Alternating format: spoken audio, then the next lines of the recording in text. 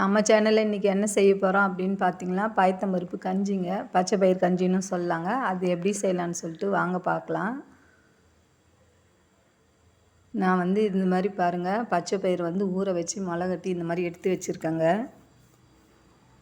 இதில் கொஞ்சம் எடுத்து லைட்டாக வறுத்துக்கலாங்க, ஈரப்பதம் போகிற வரைக்கும். நீங்கள் அப்படியே காய வச்சு வறுத்துட்டும் பண்ணலாங்க. நான் காய வைக்கலைங்க, அப்படியே பண்ணுறேங்க. இது மாதிரி முளை கட்டாமையும் பச்சை பயிர் வறுத்துட்டு செய்யலாங்க. நான் 1 டம்ளர் அளவுக்கு எடுத்துக்கிறேங்க.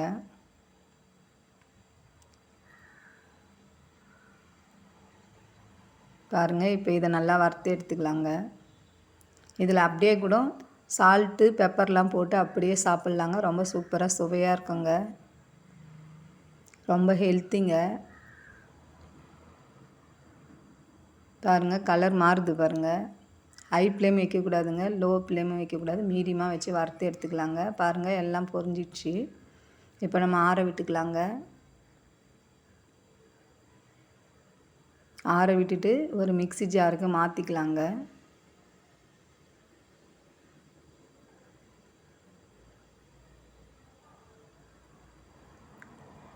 இதை வந்து நம்ம மிக்ஸி ஜாருக்கு மாற்றிட்டு நல்லா கொரன்னு அரைச்சி எடுத்துக்கலாங்க. பாருங்கள், இந்த மாதிரி அரைச்சி எடுத்துடலாங்க.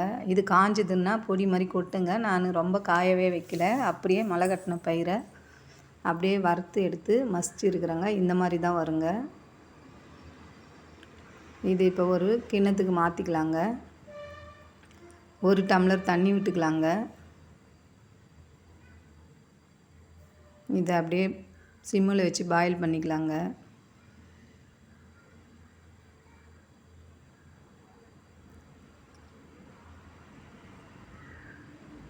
இதில் லைட்டாக உப்பு சேர்த்துக்கலாங்க. கொஞ்சம் ஏலக்காய் சேர்த்துக்கலாங்க.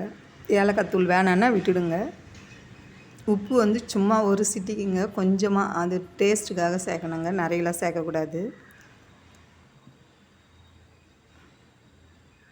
இப்போ பாருங்கள், நான் போடுறத பாருங்கள், துளியோண்டு தாங்க உப்பு சேர்க்க போகிறேன். இதில் வந்து வெல்லம் சேர்த்துக்கலாங்க. நமக்கு எவ்வளோ இனிப்பு தேவையோ அதுக்கேற்ற மாதிரி நீங்கள் நாட்டு சர்க்கரை இருந்தாலும் சேர்த்துக்குங்க. சர்க்கரையும் சேர்த்துக்கலாங்க. நான் வெல்லம் சேர்த்து தாங்க செய்கிறேன்.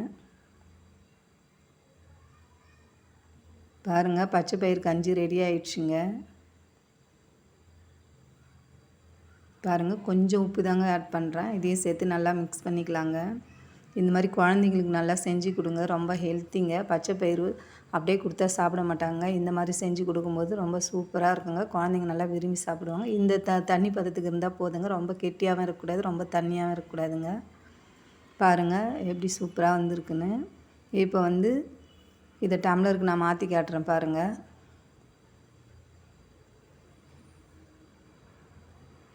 பாருங்கள், காலையில் டிஃபனுக்கு பதிலாக இதை கூட சாப்பிட்லாங்க. டீ காஃபி குடிக்க வேணாங்க, அதுக்கு பதிலாக இதை குடிச்சிடலாங்க. ரொம்ப ஹெல்த்தியானதுங்க. இந்த வீடியோ உங்களுக்கு பிடிச்சிருந்ததுன்னா லைக் பண்ணுங்கள், ஷேர் பண்ணுங்கள், கமெண்ட்ஸ் பண்ணுங்கள். அதுக்கு முன்னாடி மறக்காமல் நம்ம சேனலை சப்ஸ்கிரைப் பண்ணுங்கள். தேங்க்யூ.